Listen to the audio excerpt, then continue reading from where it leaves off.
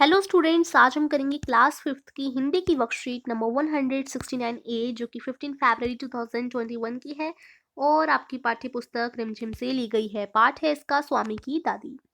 बच्चों, ये आज मंडे है इसलिए आपकी दो वर्कशीट आएंगी, वर्कशीट 169A और वर्कशीट 169B भी आपकी अपलोडेड है मेरे चैनल पर और मैंने लिंक डिस्क्रिप्शन में दे दी है। तो आप वर्कशीट 169B लिंक डिस्क्रिप्शन में है, उधर से कर सकते हैं। पाठ है, अभी तो मैं आपको वर्कशीट 169A वाली करवा रही हूँ, तो इसका पाठ है स्वामी की दादी। स्वामी की दादी वाला चैप्टर जिन्होंने अभी तक नहीं पढ़ा तो मैंने इसको भी पढ़ाकर लिंक आपको डिस्क्रिप्शन में दे दूंगी, ठीक है। तो ये स्वामी की दादी वाला चैप्टर की भी लिंक डिस्क्रिप्शन में है और वर्कशीट 169B की भी लिंक डिस्क्रिप्शन में है। आप उधर से दोनों चीज़ें कंप्लीट कर सकते हैं और पढ़ सकते हैं।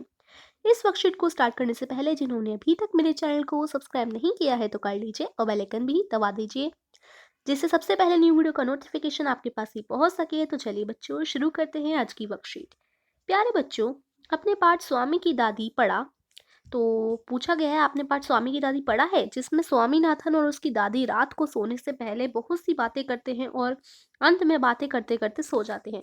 तो देखिए, ये आपने नहीं पढ़ा तो लिंक डिस्क्रिप्शन में है। इससे रिलेटेड हम क्वेश्चन नंबर 1 करेंगे। नीचे पाठ स्वामी की दादी में से कुछ वाक्य लिखे गए हैं, इन वाक्यों को बोलकर पढ़िए और कहानी के अनुसार इन्हें सही क्रम दीजिए। इसके बाद इन्हें क्रम अनुसार अपनी कॉपी में भी लिखिए। तो देखिए, ये कुछ सेंटेंसेस हैं पाठ में से, इनको आपको क्रम अनुसार लिखना है कि कौन सा सेंटेंस, कौन सा वाक्य पाठ में पहले आया है, कौन सा दूसरा आया है, कौन सा तीसरी बार आया है, ठीक है। तो इस तरीके से जो पाठ में पहले सेंटेंस आया उसके आगे आप 1 का साइन लगाएंगे, जो दूसरी बार आया उसके आगे 2 का साइन लगाएंगे। इस तरीके से आपको करना है, ठीक है। तो सबसे पहला तो लगा हुआ है। सबसे पहला था, ओह दादी तुम नहीं जानती राजम कितनी ऊंची चीज है। फिर सेकंड आप इसके आगे लगाएंगे, अरे नहीं उसे 100 में से 90 मिलते हैं। और तीसरा आप इसके आगे लगाएंगे, मैं कई सालों तक उसे गले में पहनती रही। और चौथा इसके आगे, सच बड़ा बहादुर लड़का है।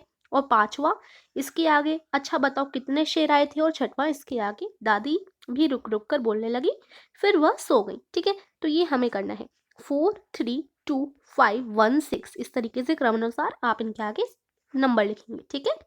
अब आगे आइए आज कुछ नया और मजेदार सीखते हैं। नीचे लिखे गए वाक्यों को ध्यानपूर्वक पढ़िए और देखिए कि दोनों वाक्यों में गोली शब्द के अर्थ में क्या अंतर है। तो हमें सेंटेंसेस पढ़ने हैं और इनमें अंतर बताना है गोली शब्द का। राजा में एक झाड़ी के पीछे छुप गया और वहीं से गोली चलाकर शेर को मार डाला। यहाँ पर गोली का प्रयोग किस किस चीज के लिए हुआ है? गोली का प्रयोग हुआ है जो गन में गोली होती है, हमारी बंदूक में जो गोली होती है उसके लिए। डॉक्टर ने उसे खाने के लिए गोली दी और इंजेक्शन भी लगाया। तो यहाँ पर जो गोली है इसका प्रयोग हुआ है दवाई के लिए, कि जब हमारी तबीयत खराब होती है तो जो गोली दी जाती है दवाई के तौर पर, वो गोली का इधर यूज हुआ है और इधर बंदूक वाली गोली का यूज हुआ है ना। तो अलग अलग अंतर है, इधर गोली दूसरे प्रकार से यूज की गई है, इधर गोली दूसरे प्रकार से। आपने सही पहचाना, इन दोनों वाक्यों में गोली शब्द का प्रयोग अलग अलग अर्थ में हुआ है ना बच्चों। पहले वाक्य में गोली शब्द का प्रयोग बंदूक की गोली के लिए और दूसरे वाक्य में गोली शब्द का प्रयोग दवाई के लिए किया गया है। इस प्रकार के शब्द जिन्हें एक से अधिक अर्थ होते हैं, जिनके एक से अधिक अर्थ होते हैं बच्चा, उनको हम अनेकार्थक शब्द कहते हैं। तो जैसे यहाँ पर हमने गोली शब्द पढ़ा, गोली के एक से ज्यादा अर्थ होते हैं। ऐसे ही देखो, सोना, सोना का 2 अर्थ होते हैं, एक तो वैसा सोना, चांदी सोना, और एक दूसरा सोना जैसे हम सोते हैं बेड पर, जैसे काफी नींद आ जाती है तो हम सो जाते हैं ना। तो इस प्रकार से 2 सोने होते हैं, एक तो वैसा सोना और एक सोने वाला सोना, है ना बच्चा। तो ऐसे जो शब्द जो एक से अधिक अर्थ होते हैं जिनके, उनको हम अनेकार्थक शब्द कहते हैं, ठीक है। अब हम करेंगे क्वेश्चन आंसर। प्रश्न 2 है, निम्नलिखित शब्दों का प्रयोग करते हुए दो दो ऐसे वाक्य बनाइए जिनमें उनके अर्थ अलग अलग हों। जैसे देखो, यहाँ सोना दिया गया है तो पहला वाक्य हमने बना दिया, वह अंगूठी सोने की है। और दूसरा वाक्य बना दिया, राम को सोना बहुत अच्छा लगता है। तो यहाँ जो शब्द दिया गया है उसके हमने अलग अलग अर्थ निकाल कर उनमें से हमने वाक्य बना दिए, ठीक है। तीर, तीर का पहला हो जाएगा हमारा, शिकारी ने शेर को तीर मारा, है ना। तो ये तीर वो वाला है, तीर बड़ा वाला, है ना। तो तीर से शिकारी ने शेर को मार दिया, ये हमारा पहला वाक्य। और दूसरा तीर होता है नदी का किनारा, तो वह नदी का तीर है, इसका मतलब हो जाएगा वह नदी का किनारा है, ठीक है। तो तीर के 2 अर्थों से हमने वाक्य बना लिए। अब जल, जल के 2 अर्थ कौन से होते हैं? एक तो जब आग जलती है तो वो वाला जल हो जाता है, और एक पानी वाला जल हो जाता है। तो पहला वाक्य होगा हमें साफ जल पीना चाहिए। जल यहाँ पर पानी से रिलेटेड हमारा जल है, हमें साफ जल पीना चाहिए, यानी हमें साफ पानी पीना चाहिए। और दूसरा सेंटेंस हम लिखेंगे नेहा का हाथ चाय से जल गया। यहाँ पर जल का प्रयोग आग वाले जल के लिए किया गया है, जब हमारा हाथ जल जाता है। तो इस तरीके से नेहा का हाथ चाय से जल गया, ठीक है। तो इस जल के हमने दो अर्थों का प्रयोग करके दो वाक्य बनाए। आई होप आप समझ रहे होंगे। अब क्वेश्चन 3 है, निम्नलिखित शब्दों के अलग अलग अर्थ बनाते हुए उनसे वाक्य बनाइए और उन वाक्यों को अपनी कॉपी में लिखिए।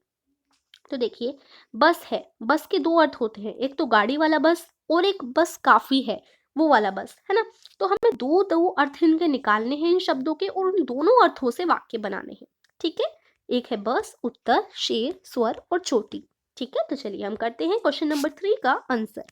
तो सबसे पहला हमारा क्या था बेटा, बस था। तो बस, पहला बस का मतलब होता है गाड़ी, अर्थ हमने बता दिया गाड़ी। और इसका सेंटेंस क्या है, आज हम बस से पिकनिक जाएंगे, ठीक है। और दूसरा बस का अर्थ क्या होता है, काफी, है ना। और ये बस का अर्थ एक और होता है काफी। अब काफी से सेंटेंस बनाना है, आज के लिए बस करो, बाकी का काम कल कर लेना, ठीक है। तो ये हमारा हो गया, बस के दोनों अर्थों से हमने सेंटेंस बनाए। अब हम देखते हैं उत्तर। उत्तर से हमें बनाने हैं। तो देखो, उत्तर, एक उत्तर का मतलब होता है दिशा, उत्तर दिशा, है ना। और एक उत्तर का मतलब होता है जवाब, ठीक है। तो जो दिशा वाला उत्तर होता है उससे हमने सेंटेंस बनाया, उत्तर दिशा में चलते हैं। और जो जवाब वाला उत्तर होता है उससे हमने सेंटेंस बनाया, मुझे इसका उत्तर नहीं आता, ठीक है। ये हमारे हो गया। अब हम एक और है, हमारा एक और दिया गया था शेर। शेर, पहले शेर का मतलब होता है जानवर, और शेर का दूसरा अर्थ होता है शायरी। तो जानवर वाले शेर का से हमने सेंटेंस बनाया, शेर जंगल का राजा है। और शायरी वाले शेर से हमने सेंटेंस बनाया, वाह क्या शेर सुनाया है, ठीक है बच्चा। तो इस तरीके से हमने ये किया, शेर के दोनों अर्थों से सेंटेंस बनाए। अब आगे क्या दिया गया था हमें, स्वर। स्वर का, एक स्वर का मतलब होता है स्वतंत्र ध्वनि, और दूसरे स्वर का मतलब होता है आवाज। तो पहले स्वर से हमने सेंटेंस बनाया, हिंदी वर्णमाला में 13 स्वर होते हैं, और स्वर जिसका मतलब आवाज होता है उससे हमने बनाया, उसका स्वर बहुत मीठा है, ठीक है। ये हो गया। अब हम करते हैं चोटी। चोटी के दो अर्थ होते हैं, एक बाल और एक शिखर। तो बाल वाले चोटी का हमने बनाया, उसकी चोटी बहुत लंबी है। और जो दूसरा अर्थ था शिखर, उससे हमने बनाया, आज हमें हिमालय की चोटी पर पहुंचना है, ठीक है। तो हमने एक ही शब्द के दो अलग अलग अर्थों से सेंटेंस बनाए। आई होप आपको अच्छी तरीके से समझ आया होगा।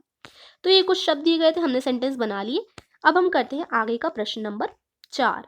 प्रश्न नंबर 4 क्या है, लॉकडाउन के बाद अब अनलॉक की प्रक्रिया शुरू हो गई है ना बच्चा। तो अब लॉकडाउन तो फिनिश हो गया, अब चल रहा है अनलॉक।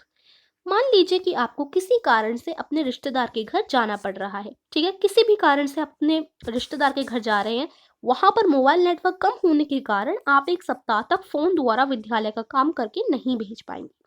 तो अब जो स्कूल में आपको वर्कशीट कराई जा रही है ऑनलाइन, वहां पर नेटवर्क इश्यू है, जिस रिश्तेदार के आप घर गए, और उधर आप विद्यालय का काम नहीं कर पा रहे ऑनलाइन। यह कारण बताते हुए आपको अपने विद्यालय के प्रधानाचार्य या प्रधानाचार्य जी को एक सप्ताह के अवकाश के लिए प्रार्थना पत्र लिखना है। तो देखो बेटा, पत्र कैसे लिखते हैं, पत्र लिखना बहुत इजी होता है। तो चलिए अब हम प्रश्न 4 का आंसर करते हैं। तो देखो, मैंने पत्र लिखा है आप लोगों के लिए। सबसे पहले आप लिखेंगे सेवा में प्रधानाचार्य महोदय। विद्यालय का नाम यहाँ पर आप लिख लेंगे। यहाँ मैंने जहाँ विद्यालय का नाम लिखा है ना, इधर आपको अपने विद्यालय का नाम लिख लेना है। फिर अपना एड्रेस लिखना है। फिर दिनांक यानी डेट लिखनी है, 15 फरवरी 2021। फिर विषय लिखना है, किस विषय से आप प्रार्थना पत्र लिख रहे हैं, ऑनलाइन कक्षा न लेने पाने हेतु प्रार्थना पत्र है ये, ठीक है। फिर आप महोदय कर यहाँ पर पत्र लिखेंगे, महोदय लिख दिया। अब आगे लिखेंगे, सविनय निवेदन है कि मैं आपके विद्यालय की या का, अगर आप गर्ल हैं तो की लगाइए, बॉय है तो का लगाइए, ठीक है। सविनय निवेदन है कि मैं आपके विद्यालय की या का कक्षा 5वीं की या का विद्यार्थी हूँ, ठीक है। की गर्ल्स के लिए है, का बॉयज के लिए है। मुझे अपनी मौसी के घर जाना पड़ रहा है, यहाँ मोबाइल नेटवर्क कम होने के कारण मैं 15 फरवरी 2021 से 22 फरवरी 2021 तक ऑनलाइन काम नहीं कर पाऊंगी। अगर आप बॉय हैं तो पाऊंगा, ठीक है। मैं वापस आकर सारा काम कर लूंगी या लूंगा, अतः मेरा प्रार्थना पत्र स्वीकार करने की कृपा करें। इसके लिए मैं आपकी आभारी रहूंगी या रहूंगा, ठीक है बेटा। धन्यवाद सहित आपकी आज्ञाकारी छात्रा या छात्र। वो यहाँ अपना आपको नाम लिख लेना है। इस तरीके से आपको पत्र लिखना है। एक बार मैं आपको पूरा एक साथ दिखा देती हूँ। ठीक है, ये आपको लिख लेना है। बहुत ईजी है। इसी तरीके से हम लोग प्रार्थना पत्र लिखते हैं। तो ये हमने किया वर्कशीट का लास्ट क्वेश्चन नंबर 4 नोट है। अनेकार्थी शब्दों के और अभ्यास के लिए रिमझिम की अभ्यास पुस्तिका का प्रश्न संख्या 74 कीजिए। तो बेटा अगर आपको अनेकार्थी शब्द और तरीके से समझने हैं और अधिक अभ्यास करना है इसका, तो आप अपनी रिमझिम की अभ्यास पुस्तिका का पेज नंबर 74 भी कर सकते हैं। ओके स्टूडेंट्स, तो ये आज की वर्कशीट थी। आई होप आपको अच्छी तरीके से समझ आई होगी। कुछ समझ नहीं आया आप लोग कमेंट में पूछ सकते हैं। और हाँ, वर्कशीट 169B देखना बिल्कुल भी मत भूलिएगा, लिंक डिस्क्रिप्शन में प्रोवाइडेड है। और प्लीज़ लाइक द वीडियो, सभी फ्रेंड के साथ शेयर कीजिए जिससे वो भी जल्दी से जल्दी वर्कशीट को पूरा कर सके। Thank you for watching.